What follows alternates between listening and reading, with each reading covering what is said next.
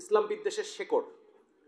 তার আগে আমি একটু দুটো কথা বলতে চাই। এক নম্বর হচ্ছে জাকারিয়া মাসুদের আলোচনার রেশ ধরে একটু কথা বলতে চাই যে সাহিত্যে যে ইসলাম বিদ্বেষ, এটার প্রতিকার কি? এটার প্রতিকার হচ্ছে আমাদেরকে সাহিত্য করতে হবে, ঠিক আছে না?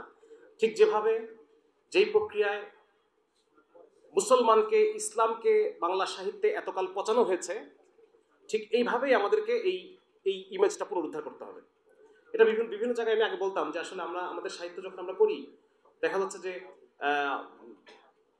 দেখা যাচ্ছে জাফর ইকবাল তার একটা ক্যারেক্টারে রাখছে এরকম যে যে ভিলেন, সে ভিলেনটা তার এখানে সিজদার দাগ, ঠিক আছে না? একটা বাবা তার বাচ্চাকে খুব প্রহার করে, এই চারকে খুব সুন্দর করে সে চিত্রায়ন করেছে এবং সে দেখাচ্ছে যে বাবার 5 ওয়াক্ত নামাজ পড়ে।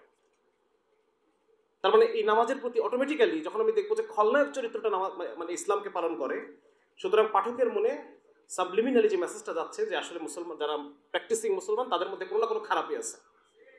এটা আমরা ফেসবুকেও দেখি, অধুনা মানে যে সমস্ত ফেসবুক লেখকরা খুব বেশ ভালো সাহিত্য করেন তাদের মধ্যে আমরা এটা দেখি যে যারা প্র্যাকটিসিং মুসলমান তারা আসলে খারাপ, আর যারা নন প্র্যাকটিসিং মাঝে মধ্যে কাউকে দান করে, কাউকে সাদাকা করে, ঠিক আছে না, কোনো ছোট একটা বাচ্চাকে কোনো উপকার করলো, এই সমস্ত নেসারত দাদারা তারা বেশি ভালো। আমরা এগুলো দেখতে পাই, তাই না? যে প্র্যাকটিসিংরা খুব খারাপ, প্র্যাকটিসিংদের মধ্যে বহু ধরনের হিপোক্রেসি আছে, কিন্তু যারা নন প্র্যাকটিসিং এরাই আল্লাহর কাছে কবুল হয়ে যাবে, এরকম একটা ভাইব তৈরি করা হয়। এটাও এক ধরনের ইসলাম বিদ্বেষ। এটা হয়তো আমরা আলোচনা করবো যে কিভাবে আমাদের যারা আমরা ইসলামপন্থী তারা কিভাবে ইসলাম বিদ্বেষটাকে ইন্টারনালাইজ করে, নিজেদের মধ্যে নিয়ে এটাকে প্রকাশ করে বিভিন্ন সময়। এটা নিয়ে হয়তো আমি শেষে একটা পয়েন্ট আলোচনা করবো। বাকি আমাদের এখন করণীয় হচ্ছে আমাদেরকেও লেখালেখি করতে হবে এবং এইভাবে লেখালেখি করতে হবে যেখানে যে দেখা যাচ্ছে গোয়েন্দা কাহিনীর যে মেইন ক্যারেক্টার, যে প্রধান গোয়েন্দা, সে বলছে ঠিক আছে একটু পর্যন্ত থাক, বাকিটা আমরা নামাজ পড়ে এসে আলোচনা করবো। হ্যাঁ, সে বলছে যে নামাজ পড়লে পরে মাথাটা একটু ক্লিয়ার হবে আর একটু খুলবে, তখন আমরা বাকিটা আলোচনা করবো। এরকম করে সে একটা সফটলি আমরা ইসলামের কথা না বলেও ইসলামের বিষয়গুলোকে আমরা পুশ করতে পারি। তো এই যে সাহিত্যের ইসলাম বিদ্বেষটা কাটানোর উপায়টা আমার কাছে এরকমটা মনে হয়, বাকি আপনারা যারা যেটা ভালো মনে করেন। আচ্ছা, আরেকটা গুরুত্বপূর্ণ বিষয় হচ্ছে যে আমরা কিছু জায়গায় আমাদের মূল টার্ম থেকে দূরে সরে যাচ্ছি। যেমন ইসলামোফোবিয়া, এটা নিয়ে আমরা খুব বেশি আলোচনা করতেছি যারা আমরা ইসলামকে ধারণ করার চেষ্টা করি, বা তৌহিদি জনতা আমরা যারা, আমি নিজেকে মনে করি, তো যারা নিজেদেরকে মনে করি, তো ইসলামোফোবিয়া বা ইসলাম বিদ্বেষ এই কথাগুলো আমরা বলি। ইসলাম বিদ্বেষ কি আসলে? এটাকে কি বলে? আমাদের ইসলামী টার্মে এটাকে কি বলে? কুফর বলে। এই কথাটা আমরা জোরে বলতে পারতেছি না আমরা। আমাকে বলতে হবে যে আপনি কুফর, আপনি যেটা বলছেন এটা কুফর, এই কথাটা আমাকে মুখের উপর বলতে পারতে হবে। আমরা বিভিন্ন জায়গায় কমেন্টে এই সব জায়গায় ওদের বলে বসি যে আপনি ইসলামোফোবিক, আপনি ইসলাম বিদ্বেষী, ইসলাম বিরোধী। আমি কেন বলতে পারতেছি না যে আপনার কথা কাফের মতো শোনা যাচ্ছে? What you are uttering is কুফর। কেন আমরা বলতে পারতেছি না যে আপনি যেটা বলতেছেন এটা মুনাফিকি, এটা নিফাক? সুতরাং ইসলাম বিদ্বেষ এটা আসলে কি আমাদের টার্মে এটা হচ্ছে কুফর, যদি কাফের যেটা করবে তো কুফরি, আর মুসলমান নামধারী যদি এই কাজগুলো করে তাকে আমরা কি বলবো? সরাসরি আমরা এটাকে নিফাক বলতে হবে আর কি। আচ্ছা, তো আমি আমার মূল আলোচনায় চলে যাচ্ছি যে বাংলাদেশে যে ইসলাম বিদ্বেষ যেটা, এইটার শিকড়টা কি। সবার আগে আমাদের যেটা মৌলিকভাবে এটা আমরা মূল আলোচনাটা আগে করে সাইড করে রাখি, সেটা হচ্ছে যে এটা ইমান এবং কুফরের দ্বন্দ্ব। বাংলাদেশে ইসলাম বিদ্বেষের শিকড়টা কি? ইমান এবং কুফরের যে চিরন্তন দ্বন্দ্ব, এটাই মূল শিকড়, এটাই শিকড়। এখানে ইসলামের সাথে সমস্ত জাহেলিয়াতের যে মৌলিক দ্বন্দ্ব রাসূলুল্লাহ সাল্লাল্লাহু আলাইহি ওয়াসাল্লামের যুগ থেকে ধারাবাহিকভাবে চলে আসছে, এটা তার একটা অংশ, আর কিছুই না। এখন এটার বিভিন্ন কার্যকারণগুলো থাকতে পারে, হয়তো অন্যান্য ল্যান্ডে যে বিষয়গুলো মাধ্যমে প্রকাশ পায় নাই, আমাদের এখানে সেই বিষয়গুলোর মাধ্যমে প্রকাশ পাচ্ছে, সেগুলো নিয়ে আমরা আলোচনা করবো।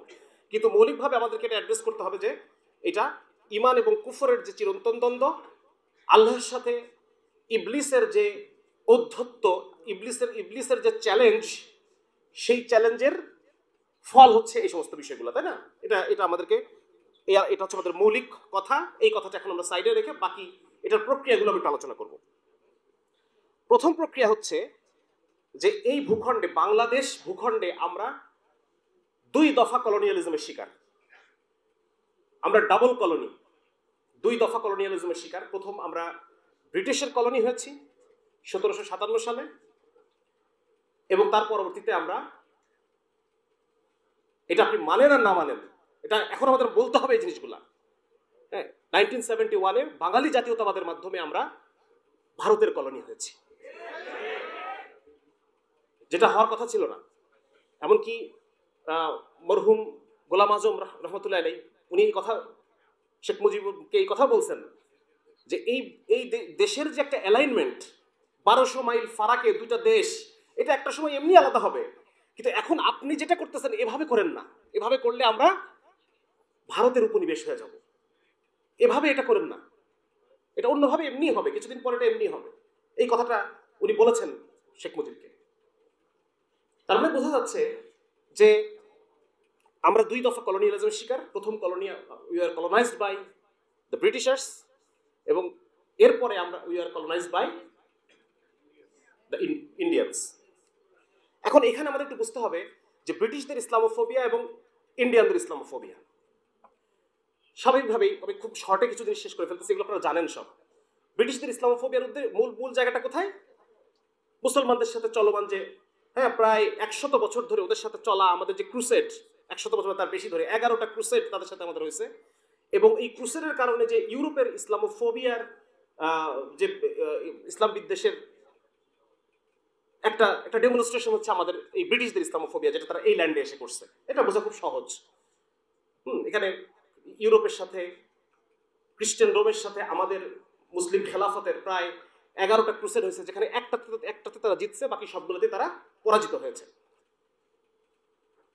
তো এই জায়গা থেকে ইউরোপে ইসলামের যে ইমেজ তৈরি হয়েছে, এটা নিয়ে আলোচনা করতে গেলে ভিন্ন একটা আলোচনা, যে ইউরোপে আসলে এখানে একজন স্কলার লিখছিলেন এভাবে যে রাসূলুল্লাহ সাল্লাল্লাহু আলাইহি ওয়াসাল্লামের উপরে 60,000 বই ইউরোপে রচিত হয়েছে, যার প্রত্যেকটাই তার ক্যারেক্টার অ্যাসাসিনেশন করে, বিভিন্ন মাত্রায় আল্লাহ রসুল সম্পর্কে তাদের ক্যারেক্টার অ্যাসাসিনেশন, সেটা নিয়ে আলোচনা করতে গেলে দীর্ঘ আলোচনা হয়ে যাবে।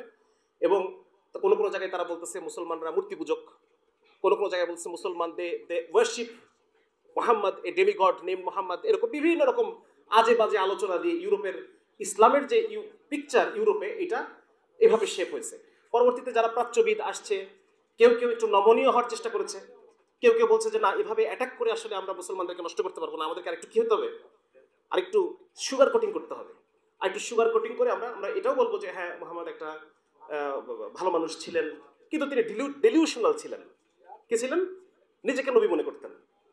মানে এইভাবে বিভিন্ন রকম ভাবে তারা একটু সুগার কোটিং করে এই প্রোপাগান্ডাগুলো চালিয়ে গেছে। এবং আধুনিক কালের যারা প্রাচ্যবিদ, তারা তো এই কথা বলে যে বিভিন্ন ক্যারেক্টারগুলো এগুলো মিথ, এমনকি রাসূলুল্লাহ সাল্লাল্লাহু আলাইহি ওয়াসাল্লাম নাকি মিথ, তার কোনো আসল অস্তিত্ব ছিল না।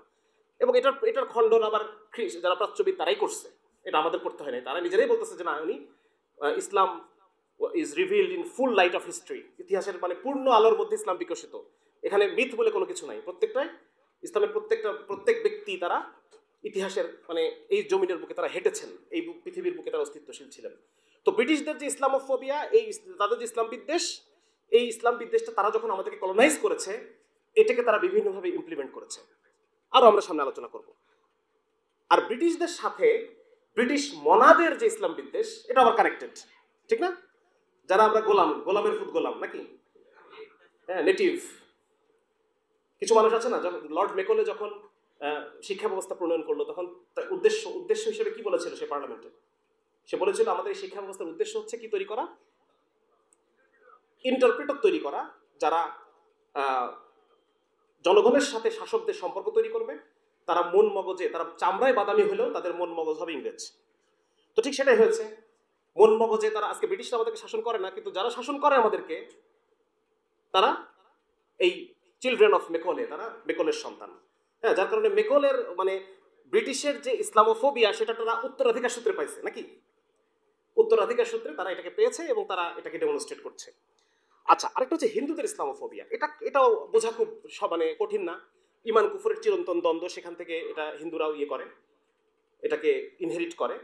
এবং সেখানে দেখা যাচ্ছে যে যেহেতু এখানে আসার পরে মুসলমানরা শাসক এবং হিন্দুরা যেহেতু শাসিত, তো সেই জায়গাটা থেকে তাদের মনের মধ্যে একটা ক্ষোভ আছে, তারা বারবার চেষ্টা করেছে আবার পাওয়ারটা গেইন করার জন্য। আমরা জানি যে সুলতানি আমলে রাজা গণেশ, হ্যাঁ, আবার সেই পাওয়ারকে তার ক্যাপচার করেছে। পরবর্তীতে আল্লাহ রাব্বুল আলামিন গণেশের ছেলেকে হেদায়েত দিয়ে দিয়েছেন। গণেশের যে ছেলে, তাকে হেদায়েত দিয়ে আবার মুসলমানদের হাতে ক্ষমতা দিয়ে দিয়েছেন। তো এই বিষয়গুলো আমরা জানি যে এই যে পাওয়ার স্ট্রাগল, এটার মধ্য দিয়ে তো কিছুটা এমনি তো ইমান কুফরটা বাদ দিয়ে যদি আমি রেখে দিই, তারপরও এটার মাধ্যমে তার ইসলামের প্রতি তাদের যে ভুল ধারণা এবং ইসলামের প্রতি তাদের যে আতঙ্ক বা বিদ্বেষ, সেই বিদ্বেষটা তৈরি হয়েছে। এবং একই সাথে আমি একটু আগেই বলেছি যে হিন্দু মনা কিছু আছে, ব্রিটিশের ইসলাম বিদ্বেষ, ব্রিটিশ মনাদের ইসলাম বিদ্বেষ, হিন্দুদের ইসলাম বিদ্বেষ, হিন্দু মনা যারা আছে, হ্যাঁ, বাঙালি জাতীয়তাবাদ যে সাবস্ক্রাইব করবে তার মধ্যে ইসলাম বিদ্বেষ আসবে। বাঙালি জাতীয়তাবাদ এটা এটা একজন সাবঅল্টার্ন স্টাডিজ এর একজন স্কলার অসীম রায় উনি দেখিয়েছেন এটা প্রমাণ করে যে বাঙালি জাতীয়তাবাদ এটা আসলে হিন্দু জাতীয়তাবাদ। হিন্দু জাতীয়বাদের যে হিন্দু রিভাইভালিজম, এটা নিয়ে আমি হয়তো সামনে সময় পেলে কিছুক্ষণ আলোচনা করবো ইনশাল্লাহ। এটা আমাদের আরো বুঝতে সহজ হবে কিভাবে এই জিনিসগুলো তৈরি হলো। তাহলে আমরা এই জিনিসটা বুঝতে পারলাম। এখন আমরা দেখি যে যখন 1757 সালে ব্রিটিশ এদেশে আসলো, এদেশে আসার পরে তারা প্রথমে আমরা যে ইতিহাসগুলো জানি, তারা দেওয়ানি অর্জন করলো। দেওয়ানি অর্জন করার ফলে সেই সময় মুর্শিদ কুলি খানের সময় থেকেই ইভেন মোগল পিরিয়ডেও হিন্দুরা শিক্ষা দীক্ষায় বেশ এগিয়েছিল। এবং হিন্দুরা যারা বিশেষ করে উচ্চবর্ণ হিন্দু যারা, তারা মুসলমানরা সামলাইতো হচ্ছে সামরিক দিকগুলো এবং শাসনের দিকগুলা, আর ভূমি ব্যবস্থাপনা এবং অর্থনীতির সমস্ত বিষয়গুলোতে হিন্দুরা একচেটিয়া প্রাধান্য লাভ করছে। এবং বিশেষ করে মুর্শিদ কুলি খানের সময় থেকেই এই জায়গাগুলো একদম মানে পুরোটাই হিন্দুরা দেখতো, উচ্চবর্ণের হিন্দু যারা ছিল তারা এগুলো দেখতো। তো ব্রিটিশরা যখন এদেশে এসে দেওয়ানি লাভ করলো, মানে রাজস্ব আদায় করার যে ইয়েগুলো, তখন তারা স্বাভাবিকভাবেই সহযোগী হিসেবে কাদেরকে পেল? কাদেরকে পাবে? হ্যাঁ, তাদেরকে পাবে, যেহেতু তারা জমি জমাগুলো সামলাইতো। এটাকে বলা হতো কানুনগো বিভাগ। হ্যাঁ, কানুনগো বিভাগের পুরা দিকটাই ওরা দেখতো, বিভিন্ন মুসলিম জমিদারদের বিষয়গুলো ওরা দেখতো। তো যার কারণে ওরা এটা তাদের ফুল সাপোর্ট পেয়ে গেল এবং তারা সহযোগী হিসেবে ব্রিটিশরা যখন বিভিন্ন এজেন্সি হাউস নির্মাণ করলো, সেখানে হিন্দুরা চাকরি করলো। এবং স্বাভাবিকভাবেই মুসলমানরা কিন্তু যেহেতু তারা পাওয়ারে ছিল, ব্রিটিশ তাদেরকে সরাই দিছে, তারা চাকরিচ্যুত হয়ে গেছে, তাদের সেনাবাহিনী ডিসমেন্টাল হয়ে গেছে, সেনাবাহিনীর চাকরি হারাই ফেলছে তারা। তারপর আস্তে আস্তে ব্রিটিশরা যখন শরিয়া ল শেষ করে দিয়ে সেখানে ব্রিটিশ আইন আনলো, সেখানে স্বাভাবিকভাবেই মুসলমান যারা উকিল, মুসলমান বিচারক, এরা সবাই চাকরি হারাই ফেললো, ঠিক না? তো যার কারণে শুরু থেকেই মুসলমানরা বারবার চেষ্টা করছে ক্ষমতা রিগেইন করার জন্য, যেটাকে ওরা ওয়াহাবি আন্দোলন বলে। কখনো ফকির বিদ্রোহ, হ্যাঁ, কখনো আমরা 1857 সালে যে সিপাহী বিদ্রোহ হয়েছে, নীল বিদ্রোহে মুসলমানদের একটা সিগনিফিকেন্ট, মুসলমান কৃষকদের একটা বড় পার্টিসিপেশন ছিল এই বঙ্গ এলাকায়। তো প্রত্যেকটা জায়গায় তারা মুসলমানদের, এবং আপনি যদি উইলিয়াম হান্টার দেখেন বা লর্ড কর্নওয়ালিসের কিছু মন্তব্য আছে, এই সমস্ত জায়গায় উনি বারবার এই কথা বলতেছে যে হিন্দুদেরকে পোষ মানানো সহজ, কিন্তু এই মুসলমানরা আবার বিদ্রোহ করবে আমাদের বিরুদ্ধে। সুতরাং তারা হিন্দুদের সাথে একটা ক্লোজ ইন্টিমেসি তৈরি হলো, একটা কানেকশন তৈরি হলো ব্রিটিশদের। এবং এই ব্রিটিশ ব্রাহ্মণ যে আতাত, এটার মধ্য দিয়ে তারা অনেক কিছু করলো। এবং মুসলমানদের যে শিক্ষা ব্যবস্থা ধ্বংস হয়ে গেল, মুসলমানদের যে 80,000 মাদ্রাসা ছিল বেঙ্গলে, 80,000 মাদ্রাসা, এই 80,000 মাদ্রাসা প্রত্যেকের নিষ্কর লাখেরাজ ভূমি ছিল, সেই জমি দিয়ে তারা চলতো, ওস্তাদদের বেতন হইতো। তো ব্রিটিশরা আস্তে আস্তে এই জিনিসগুলোকে তারা বাজেয়াপ্ত করে ফেললো। সুতরাং আমাদের শিক্ষা ব্যবস্থা ধ্বংস হয়ে গেল। তারা এই ইতিহাসগুলো আপনারা কম বেশি জানেন। এবং ব্রিটিশ পণ্ডিত মিলে তারা আরেকটা কাজ করলো, মুসলমানদের যে আইডেন্টিটি, মুসলমানরা যেন এই ভূখণ্ডে শেকড় কাটা হয়ে যায়, মুসলমানরা যেন এই ভূখণ্ডে নিজেদেরকে আর খুঁজে মানে দাবি করতে না পারে, হ্যাঁ, এই জন্য তারা বাংলা ভাষায় হাত দিয়ে দিল। ব্রিটিশ ব্রাহ্মণ মিলে তারা বাংলা ভাষা থেকে, সেই সময়কার যে বাংলা ভাষা ছিল, মানুষ কথা বলতো যে ভাষায়, শুধু তাই না, দাপ্তরিকভাবে যে ভাষায় লেখা হইতো, ফার্সি দাপ্তরিক ভাষা ছিল, বাংলাতেও দাপ্তরিক কাজকর্ম করা হইতো ব্রিটিশ আসার আগে, সিরাজউদ্দৌলার সময়, এই মুর্শিদ কুলি খান এই সময়। তো সেইখানে তারা এই ভাষাটাকে তারা বদলাই দিল। 1801 সালে ফোর্ট উইলিয়াম কলেজে, সেখানে এই মৃত্যুঞ্জয় তর্কালঙ্কার নামে একজন সংস্কৃত পণ্ডিতের সাহচর্যে উইলিয়াম কেরি নামে এক ভদ্রলোক, সে বাংলা ভাষার ব্যাকরণ লিখলো সংস্কৃত ব্যাকরণের আদলে। এবং সে বলল যে বাংলা ভাষার 75% শব্দই হচ্ছে সংস্কৃত, আর ভয়াবহ সব বিরাট বিরাট সংস্কৃত শব্দ সেই অভিধানের মধ্যে ঢুকাই দিল, আর দাবি করলো যে বাংলা আর সংস্কৃত খুব কাছাকাছি ভাষা। তাহলে আমরা যে ভাষাটা বাংলা ভাষাটা বলতাম, সেখানে প্রচুর পরিমাণে আরবি ফার্সি শব্দ ছিল। ও বললো যে এটা বাংলা না, এটা হলো হিন্দুস্তানি ভাষা, দোভাষী বাংলা। আর যেটা আমরা লিখলাম, বাঙালিরা বাংলা পারে না। কি বললো? উইলিয়াম কেরি বলল যে বাঙালিরা বাংলা পারে না, সুতরাং আমরা সংস্কৃত ব্যাকরণের আদলে বাংলা ভাষাটাকে সাজায় দিব। এই সাজায় দিল। এর ফলে আজকে আমাদেরকে এই প্রশ্ন শুনতে হয় যে প্রায় আনন্দবাজারে আপনারা কিন্তু এই খবর দেখবেন যে বাংলা ভাষার কি অবস্থা।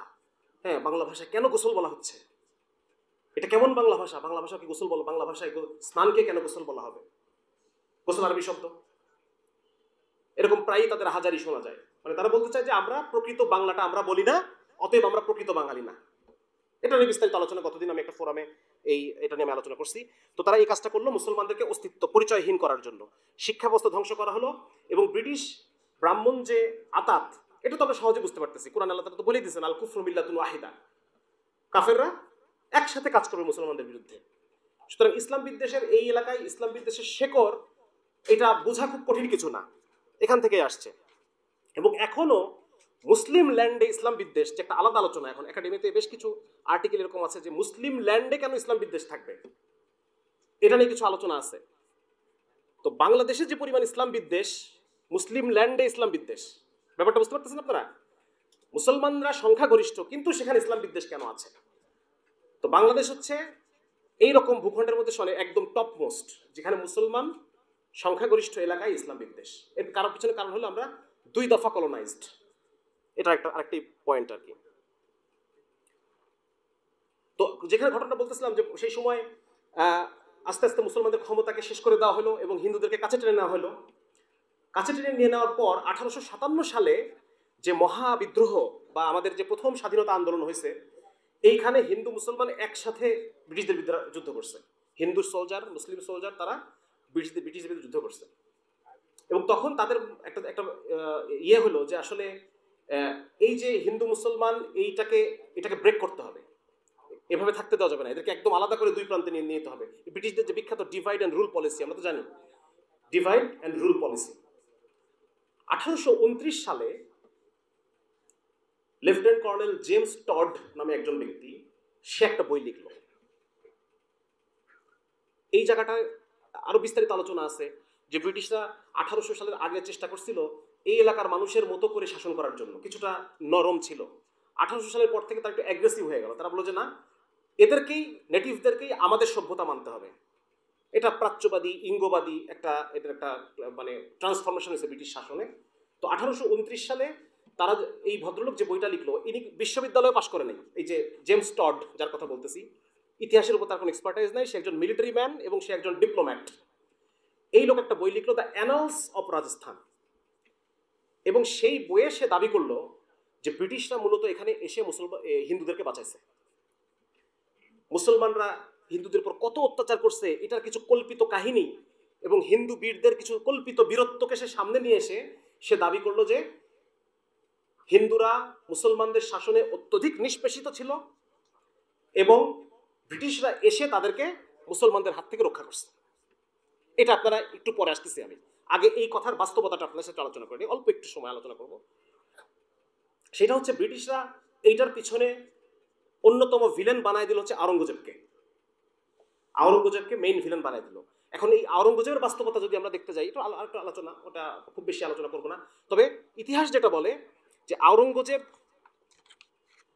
বাদশাহ আকবর, যাকে হিন্দুরা এত পছন্দ করে, তার আমলে মানে সর্বোচ্চ পজিশনে, এটাকে বলে মনসবদার, সম্ভবত 10,000 আর্মির জেনারেল, মানে সবচাইতে বড় পোস্ট। এই পোস্টে হিন্দু ছিল বাদশাহ আকবরের সময় 14 জন, আর আওরঙ্গজেবের সময় এই পোস্টে হিন্দু ছিল 148 জন। তারপর আওরঙ্গজেব খারাপ। তারপরে আওরঙ্গজেবের একটা বই আছে, এটা মানে বিনয় ঘোষের অনুবাদ করা, আওরঙ্গজেবের চিঠি। সেখানে আমরা দেখি আওরঙ্গজেব চিঠিতে, কয়েকটা চিঠিতে আওরঙ্গজেব লিখতেছে যে নিয়োগ দেওয়ার ক্ষেত্রে, চাকরিতে নিয়োগ দেওয়ার ক্ষেত্রে হিন্দু মুসলমান দেখো না এত, যাকে নিয়োগ দেবে তাকে বলতেছে চাকরিতে নিয়োগ দেওয়ার ক্ষেত্রে যোগ্যতা দেখো। তাহলে যে আওরঙ্গজেবকে হিন্দুরা এত ঘৃণা করে তার বাস্তবতা দেখাইলাম, তাহলে আরো বাদ বাকি জিনিসের বাস্তবতা কি দাঁড়ায়। এবং আওরঙ্গজেবের সময় এটা লিখতেছে হচ্ছে আপনার আওরঙ্গজেব যিনি ফরাসি চিকিৎসক আওরঙ্গজেবের ছিল, একজন ফ্রাঁসোয়া বার্নিয়ার, উনি লিখতেছেন যে আওরঙ্গজেবের মূল যে ডান হাত বাম হাত যেগুলো ছিল এরা সব ছিল হিন্দু। চিতোরের রাজা ছিল, রাজা জয়সিংহ ছিল, রাজা যশবন্ত সিংহ ছিল কাবুলের গভর্নর, আওরঙ্গজেব তাকে নিয়োগ করছে কাবুলের গভর্নর হিসেবে, মুসলমান এলাকার গভর্নর হিসেবে একজন হিন্দুকে নিয়োগ করছে। সুতরাং ওদের যে মুসলিম কর্তৃক হিন্দু নির্যাতনের যে একটা রূপকথা, এই রূপকথার উপর ভিত্তি করে পুরা হিন্দুত্ববাদের আলোচনাটা দাঁড়ায়ছে, একদম রূপকথার উপর ভিত্তি করে।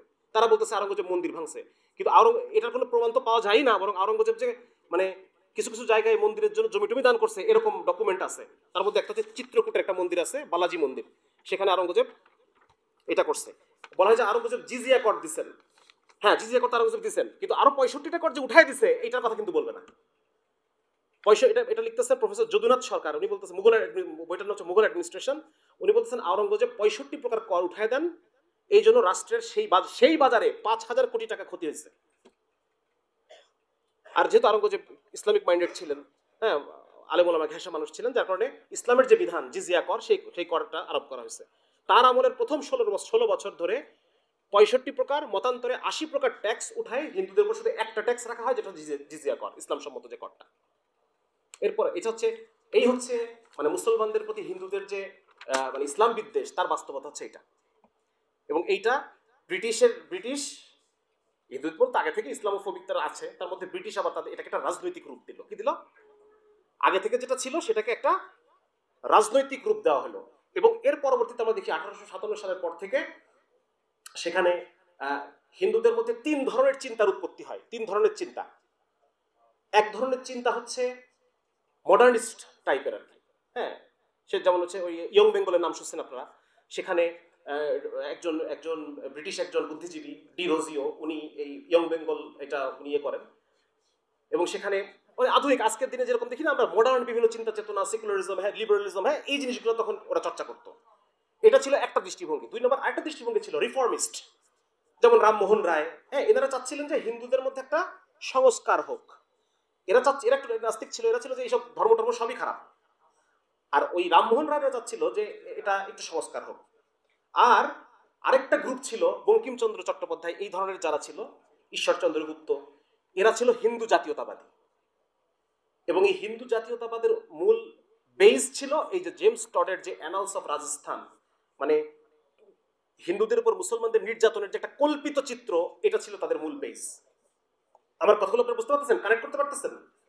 আচ্ছা, এখন বঙ্কিমচন্দ্র ওরা লাগাতার তারা যে কাজগুলো করলো, কয়েকটা কাজ তারা করলো, সেই এখন যেরকম আপনারা আমাদের বিভিন্ন মিডিয়া দেখতে পাচ্ছেন না, সেই সময়কার মিডিয়া ছিল নাটক। মানে শত শত এই কলকাতা এই সমস্ত এলাকায় শত শত নাট্যশালা, থিয়েটার ছিল। এই থিয়েটারের মধ্য দিয়ে তাদের এগুলো প্রিচ করা হতো। 1 নম্বর ছিল পত্রপত্রিকা, 3টা ছিল তাদের মেইন মিডিয়া। একটা হচ্ছে নাটক, 2 নম্বর হচ্ছে পত্রপত্রিকা, এবং 3 নম্বর ছিল নাটকের মধ্যে আর হচ্ছে তারা বিভিন্ন সভা তৈরি করতো। আজকে যখন আমরা ফেসবুক গ্রুপ তৈরি করি, সেই সময় তারা প্রচুর সভা, মানে হাজারে হাজারে সভা মানে তো বুঝতেছেন এই পাঠচক্র টাইপ, বা দেখা যাচ্ছে যে একসাথে বসে বিভিন্ন ধরনের সভা, এই association, land owners association, Indian association, Tattwabodhini সভা, এই ভংচং সভা, বিভিন্ন রকম সভা টভা, হাজারে হাজারে সভা। তো এই 3টা জিনিসের মধ্যে শুধু একটাই আলোচনা, সেটা হচ্ছে মুসলমানরা খারাপ। বঙ্কিমচন্দ্র একটার পর একটা ঐতিহাসিক নাটক লিখতেছে, আর সেটার মধ্যে মুসলমানদেরকে ব্যাশিং করতেছে, কখনো জবন বলতেছে, এই মানে বিভিন্ন রকম খারাপ খারাপ যত ধরনের অভিধা আছে সেগুলোতে তারা মুসলমানদেরকে অ্যাড্রেস করতেছে। তো এর মাধ্যমে হিন্দু জাতীয়তাবাদ তৈরি হলো। এবং তখন হচ্ছে কি, এতদিন পর্যন্ত তো ব্রিটিশদের সাথে উচ্চ বর্ণের হিন্দুদের একটা হানিমুন চলতেছে, তাই না? আমরা দেখতে পেলাম একটা হানিমুন চলতেছে। তো পরবর্তীতে যখন মুসলমানরা সংগঠিত হওয়া শুরু করলো, হ্যাঁ কংগ্রেস তৈরি হলো, কংগ্রেসের মধ্যে মুসলমানরা বঞ্চিত ফিল করলো, তারা আলাদা হয়ে কিছু একটা করার চেষ্টা করতেছে। বঙ্গভঙ্গ হলো 1905 সালে। এরপরে তাদের সাথে ব্রিটিশের যে হানিমুন ছিল এতদিন, এই হানিমুনটা ভেঙে গেল।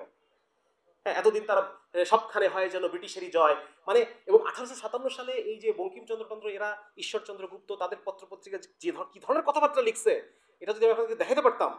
আপনারা যদি পড়েন ওই যে ইয়ের বইটা যদি পড়েন, চেপে রাখা ইতিহাস,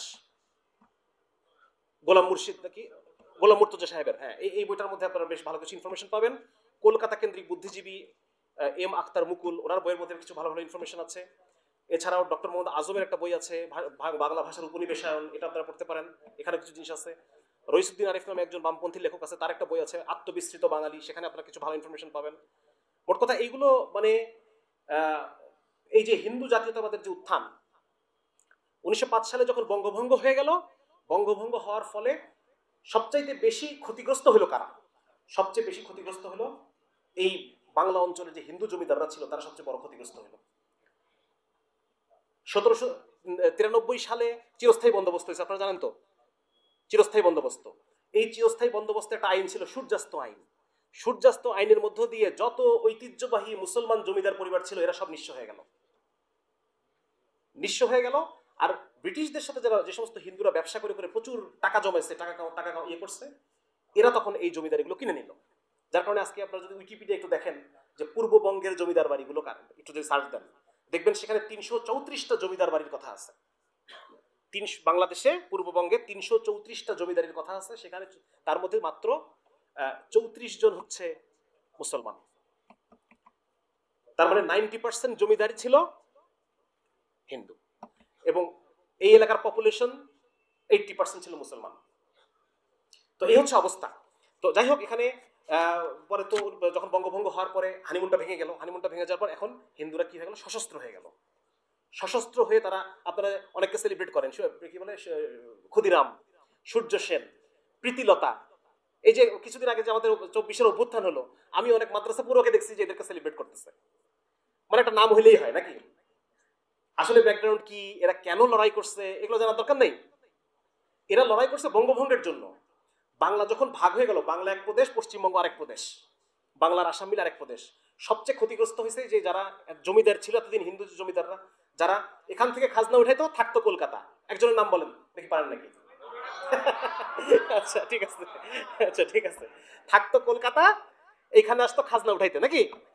সবাই এরকম, মোরাললেস সবাই এরকম। তো তখন তারা দেখতেছে আমার তো এখন জমিদারি এক পাশে, আমি এক পাশে, হ্যাঁ, এখন আমাকে ওই পাশে একটা কর্মচারী রাখতে হবে, একটা সেট আপ রাখতে হবে খাজনা উঠানোর জন্য, এখানে একটা সেট আপ থাকতে হবে। এটা বিরাট এটা হ্যাপা, মানে এটা প্যারা ওদের জন্য। তো এই কারণে তখন ওই সময়ে তারা স্বদেশী আন্দোলন, এই যে যে কি বলে, কিছুটা কিছুটা সন্ত্রাসবাদী আন্দোলনের দিকে চলে গেল। এই ক্ষুদিরাম যে সন্ত্রাসবাদী আন্দোলন, তারপর যে সূর্য সেন, প্রীতিলতা, এই সন্ত্রাসবাদী যে ইয়েগুলা, এর পিছনে কারণ কি? কেন মুসলমানদের আলাদা প্রদেশ হবে? ওই সেই পুরানো ইসলাম বিদ্বেষ, ঠিক না?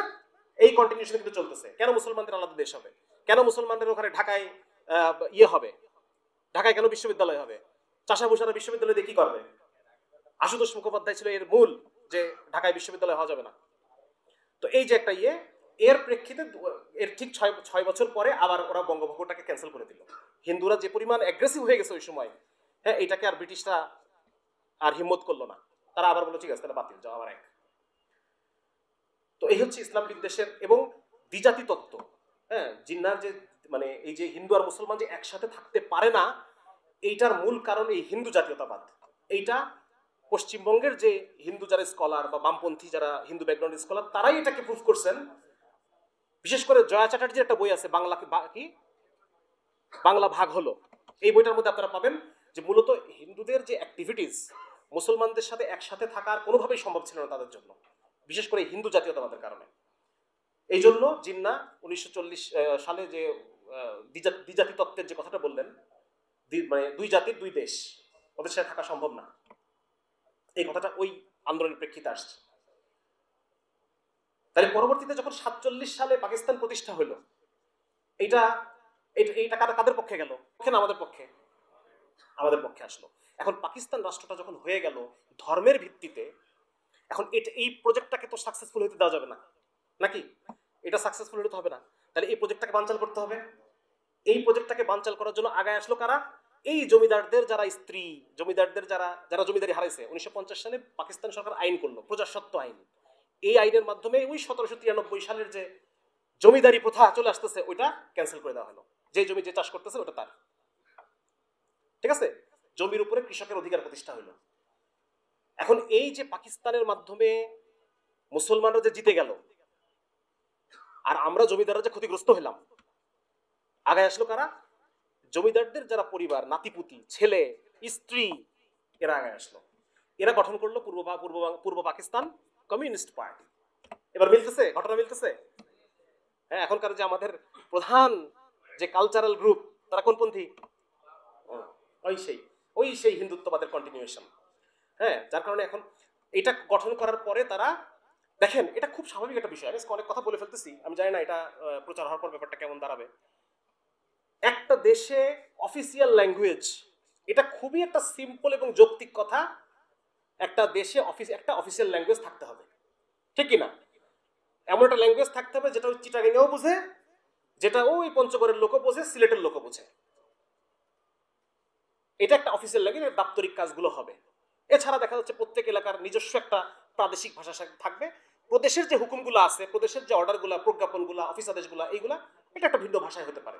কিন্তু যখন কমিউনিকেশন হবে অন্য এলাকার সাথে, সেন্টারের সাথে, তখন একটা কমন ল্যাঙ্গুয়েজ থাকতে হবে না? তা এটা তো খুবই স্বাভাবিক একটা কথা, এটা কমন সেন্সের একটা ব্যাপার যে একটা ভাষা থাকবে যেটা, এবং এটা ওই ভাষাটাই হবে যেই ভাষাটা শিক্ষিত লোকে বোঝে, শিক্ষিত লোকে বোঝে, ঠিক কি না? এখন তো বাংলাদেশে ওই ইসের রায় লেখা হয় কোন ভাষায়? হ্যাঁ, সুপ্রিম কোর্ট ইংলিশে লেখা হয়, এটা তো কেউ কোনো কথা বলতেছে না। কারণ এই ভাষাটা যারা সুপ্রিম কোর্টের অ্যাফেয়ার গুলো যারা ডিল করবে তারা এই ভাষাটা বোঝে।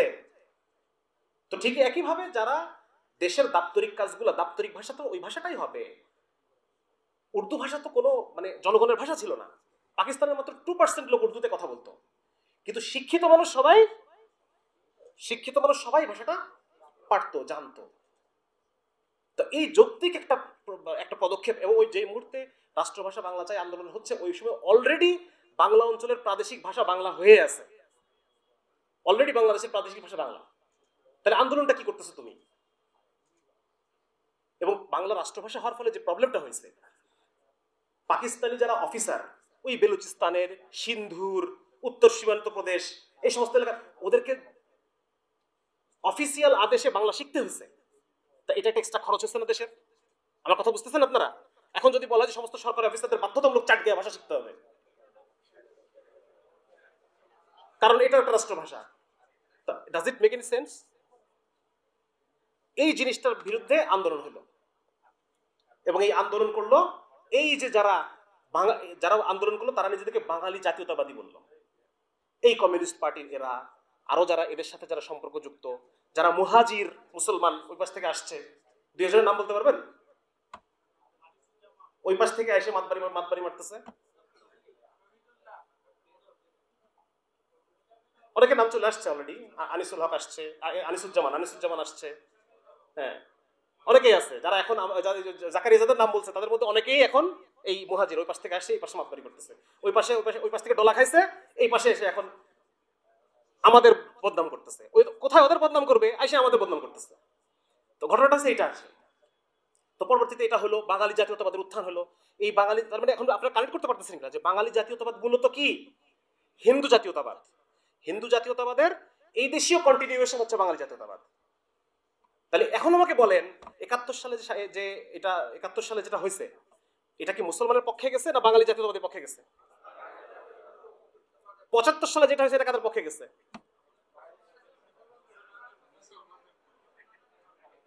এই তো, এর ইতিহাস বোঝা খুব সহজ, জানতে পারলে ইতিহাস বোঝা খুব সহজ। আচ্ছা, তো মোটামুটি আমরা একটু আলোচনা করলাম যে আসলে মূলত শিকড়টা কোথায়, এবং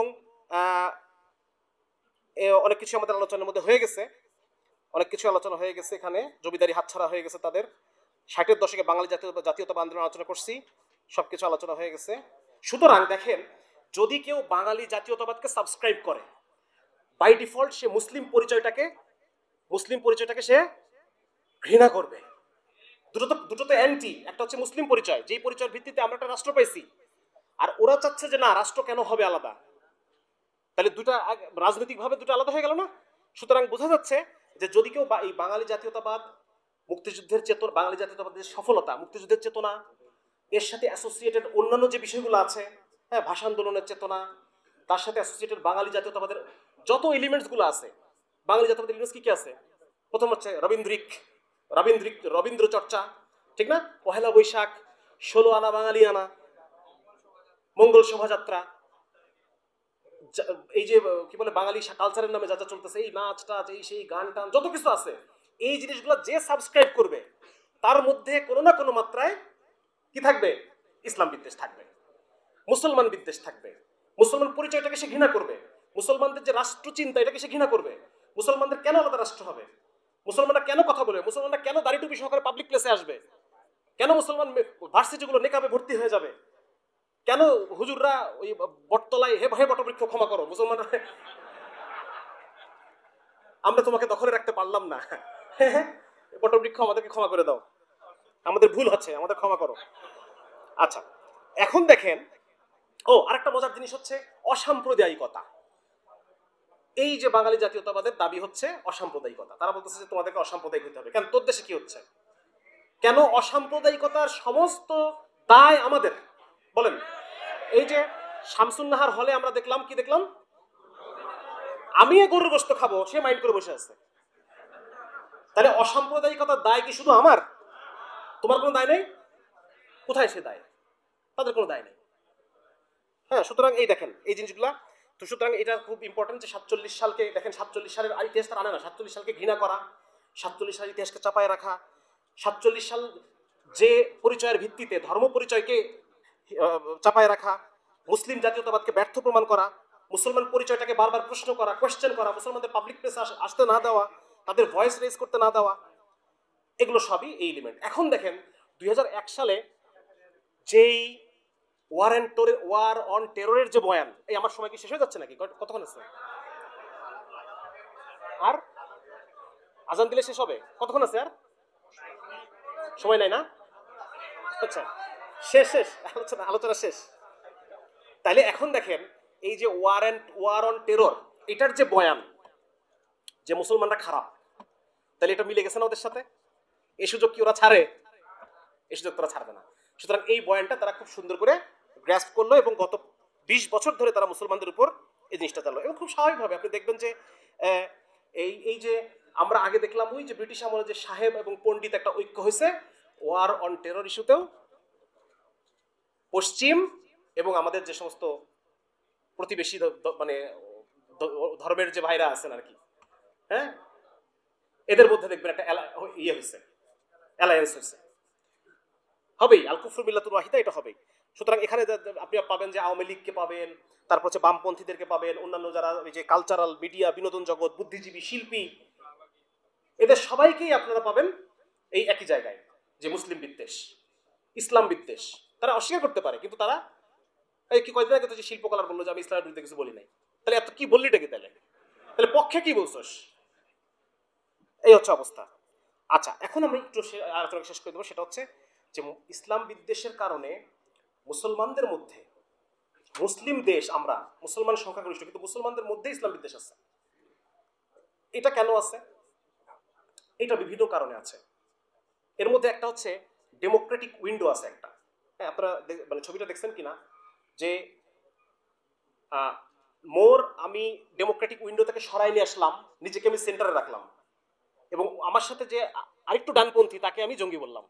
ব্যাপারটা বুঝতে পারছেন? মানে ডেমোক্রেটিক উইন্ডো থেকে নিজের দিকে সরাই নিয়ে আসা। শেখ হাসিনা কি করছে? ডেমোক্রেটিক উইন্ডো, যে আমি ডেমোক্রেসি করি, আমি সারা পৃথিবী জুড়ে যেই নৈতিকতা, ডেমোক্রেটিক নৈতিকতা, এইটাকে আমি সাবস্ক্রাইব করি। আর আমার ডান পাশে যারা যারা আছে, ডানপন্থী যারা আছে, বিএনপি, জামাত, আর যা আছে সবই জঙ্গি। ব্যাপারটা বুঝতে পারছেন? সবই ভিলেন। সুতরাং এই আমাদের ইসলামপন্থীদের মধ্যে কেউ কেউ এই ডেমোক্রেটিক উইন্ডোটাকে নিজের দিকে সরাই আনতে চায়। এরা যদি আমি যদি নিজের দিকে নিয়ে আসতে পারি, তাহলে আমার বাম পাশে থাকে কারা? আওয়ামী লীগ, বামপন্থী। আর ডান পাশে থাকে কারা? না না, আমি সরাই নিয়ে এসেছি তো আমার কাছে, যারা ইসলামিস্ট, যারা গণতন্ত্র সাবস্ক্রাইব করে না, এরা সব জঙ্গি। সুতরাং এটা একটা আরেকটা ইসলাম বিদ্বেষ। হ্যাঁ, মানে মুসলমানদের মধ্যে নিজেদের মানে পাওয়ার স্ট্রাগল বা ক্ষমতার যে টানাপোড়েন, এটার ফলে এক মুসলমান আরেক মুসলমানকে ইসলাম বিদ্বেষ করে। এটা আরেকটা মুসলমানদের মধ্যে ইন্টারনালাইজড ইসলাম বিদ্বেষ। এটা গেল একটা। 2 নম্বর হচ্ছে এর ফলে তারা কি করে দেখেন, এর ফলে ওই আরেকটা পক্ষকে সে মৌলবাদী বলতেছে আর নিজেকে সে লিবারেল দাবি করতেছে। এবং মৌলবাদী বলতে হলে সে কি করতে হবে? ইসলামের কিছু কিছু বিধানকে তার অপছন্দ করতে হবে, ঠিক না? তাহলে এটা কি ইসলাম বিদ্বেষ হয়েছে না হয় নাই? আমি যদি ইসলামের পর্দার বিধানকে অপছন্দ করি এবং আমি যদি বলি যে যারা জঙ্গি তারা মেয়েদের সহশিক্ষার বিরুদ্ধে, আমি সহশিক্ষার পক্ষে, তাহলে এটা কি হলো?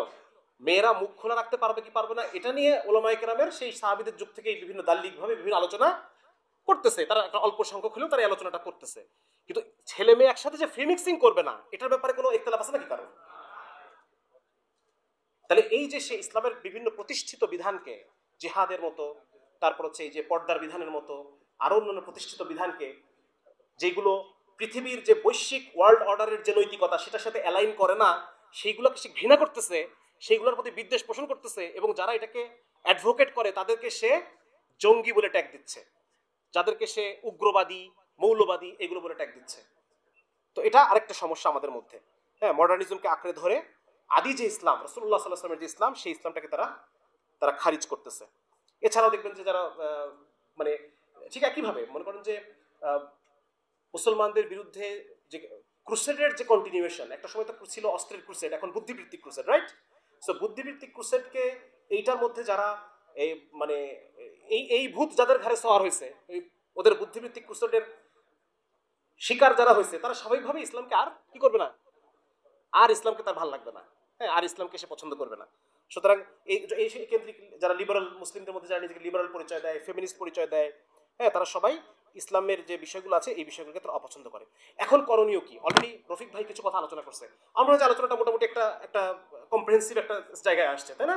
সুতরাং আমাদের এখানে মূল শেকড় আমরা বুঝতে পারলাম যে এক তো ইমান কুফরের দ্বন্দ্ব, চিরন্তন দ্বন্দ্ব আছেই, সেই সাথে এই জায়গার যে রাজনীতি, ইসলাম বিদ্বেষের যে রাজনীতিকীকরণ, হ্যাঁ, যে রাজনীতিকরণ, এই যে শিবির বলে মেরে ফেললো, আমরা দেখলাম গত 20 বছর ধরে আমরা দেখতে পাচ্ছি। এমনকি ইসমাইল ভাই বললেন যে বিএনপির আমলেও প্রচুর শিবিরের ছেলেদেরকে হত্যা করা হয়েছে, জামাত ইসলামের অনেক নেতাকর্মীকে হত্যা করা হয়েছে। তো এটার পিছনে আসলে মূল কারণ এটাই, ইসলাম বিদ্বেষ। হ্যাঁ, এবং ওই যে আইডিওলজিগুলোর কথা আমি আলোচনা করলাম, এই আইডিওলজিগুলোকে যেই সাবস্ক্রাইব করবে সে, তার মধ্যে ইসলাম বিদ্বেষ আসতে বাধ্য। তো এটাকে এখন আমরা চ্যালেঞ্জ করবো কিভাবে? অলরেডি কিছু বিষয় আলোচনা হয়ে গেছে, আমি আরো কিছু বলে শেষ করে দিচ্ছি। সেটা হচ্ছে 1 নম্বর, মুসলিম আত্মপরিচয়কে আঁকড়ে ধরা। আমি আপনাদেরকে আবার বলতেছি, ইসলাম হচ্ছে এই এলাকার রাজনীতি, ইসলামী রাজনীতি। সুতরাং আপনি যদি এটা করতে চান, আপনি এটাকে পুরো সাবস্ক্রাইব করেন। অর্ধেক নিলাম, কিছু নিলাম, বাকিগুলোকে একটা মডার্নিস্ট জায়গায় আসলাম, মডারেট জায়গায় আসলাম না। আপনি যদি মানুষকে আসলেই চান মানুষের সাপোর্ট নিতে, এই ভূখণ্ডের মূল পলিটিক্সটা হচ্ছে ইসলাম। এই জন্য অনেকে বলে যে গরুর মাংস শুধু একটা খাবার না, it's a part of politics. এটা পলিটিক্স মানে মুসলমান তো, আমাদের তো মুসলমানদের কি পুরোটাই আমাদের ইসলাম তো পুরোটাই কি, পুরোটাই রাজনীতি। হ্যাঁ, পুরোটাই হচ্ছে এটা ইসলাম মানে যেখানে ইসলাম থাকবে সেখানে পাওয়ার স্ট্রাগল থাকবে, সেখানে পাওয়ার গেইনের বিষয় থাকবে, সেখানে রাষ্ট্রচিন্তা থাকবে। এটা না থাকে, এটা অ্যাবসেন্ট থাকার কোনো সুযোগই নাই। সুতরাং এই বিষয়টা আমাদের মাথায় রাখতে হবে যে আসলে 1 নম্বর হলো আমাদেরকে যদি এই আত্মপরিচয়ের যে লড়াই, ইসলাম বিদ্বেষের সাথে ফাইট যদি করতে হয়, আমাদেরকে ইসলামকে আরো বেশি করে আঁকড়ায় ধরতে হবে। যে আগে দাড়ি 1 ইঞ্চি রাখতেন তাকে ছেড়ে দিতে হবে, যে টুপি পরতেন না আগে তাকে পড়তে হবে, যে পাঞ্জাবি পরতেন না আগে তাকে পড়তে হবে। আপনি সুন্নত মনে করেন না করেন, কিন্তু আপনি যদি এই অঞ্চলের পাওয়ার স্ট্রাগলে আপনি যদি ভূমিকা রাখতে চান, আপনাকে এটা করতে হবে। একটা ঘটনা বলি আপনাকে, আনোয়ার শাহ কাশ্মীরি রাহিমাহুল্লাহ, উলামায়ে দেওবন্দের মধ্যে সবচাইতে মানে হাদিসের বিষয়ে বা ইসের বিষয়ে অনেক বেশি কঠোরতা অবলম্বন করতেন উনি। হ্যাঁ, অনেক বেশি কঠোর ছিলেন সেই সমস্ত ইমান আকিদাগত বিষয়গুলোতে। উনি একটা জেলায় গেলেন, একটা জায়গায় যে উনি দেখলেন একটা গ্রামের মধ্যে মানুষ মানে দিন ধর্মের তো কোনো কিছুই নাই, কানফুটা করে, হিন্দুদের মতো নাম রাখে, কিন্তু একটাই প্র্যাকটিস তারা করে, আশুরার সময় তারা একটা তাজিয়া মিছিল করে, এইটাকে তারা ইসলাম মনে করে। তখন উনি ওনাদেরকে বললেন, ওইখানে তো দাওয়াতি কাজ করা সম্ভব না, ইমিডিয়েট তো অত কিছু করা, পরিবর্তনকে আনা সম্ভব। উনি তাদেরকে বললেন, তোমরা এই কাজটা ছাড়ো না। তার মানে কি উনি তাজিয়া মিছিলকে অ্যাডভোকেট করলেন? উনি বললেন, উনি যেটা বুঝছেন যে এই একটা সুতার উপরেই টিকে আছে ওদের ইমান আকিদা, এই একটা সুতার উপরে, এটাকে যদি সরাই দেয় এটা পুরোটাই হিন্দু হয়ে যাবে। বুঝতে পারছেন আমার কথা? সুতরাং এই এলাকায় আমি এটা বলতে চাচ্ছি, এর উদাহরণটা আমি এই জন্য টানলাম, ইসলামের যত চিহ্ন, ইসলামের যত, সেটা যে সবসময় সুন্নতি হতে হবে এটা জরুরি না, যত ধরনের চিহ্ন ইসলামের আছে এই চিহ্নগুলোকে আপনায় নেন, এই চিহ্নগুলোকে আঁকড়ায় ধরেন, এবং ফিল্ডে আমাদেরকে অ্যাক্টিভিটি করতে হবে। আজকে যে এমসানের আজকে আত্মপ্রকাশমূলক অনুষ্ঠান নাকি, এবং এমসানের উদ্দেশ্য হচ্ছে এটা, আমরা ইসলামকে মেইন স্ট্রিমিং করতে চাই, ইসলামকে মসজিদ মাদ্রাসা থেকে বের করে এনে কাজ করবো তো ভাই ইনশাআল্লাহ। বসে থাকার সুযোগ নাই, আমাদের কাজ করতে হবে।